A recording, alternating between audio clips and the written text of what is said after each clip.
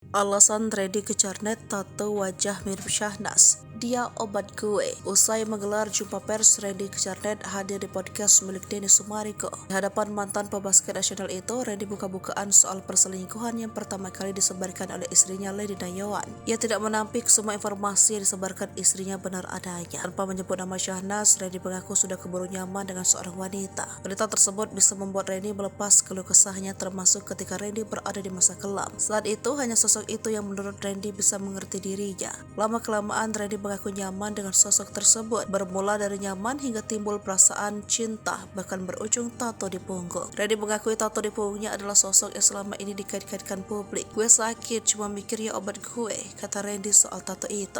Di saat merasa sudah semakin menjauh, Randy juga akui ia sudah berbuat kesalahan. Ia mengaku ingin berhenti, tetapi musibah itu datang terlebih dahulu. Yakni hubungan gelapnya sudah keburu terkuak ke publik lewat unggahan sang istri. Kalau mau hukum gue, tapi jangan istri dan anak-anak gue, kata Randy.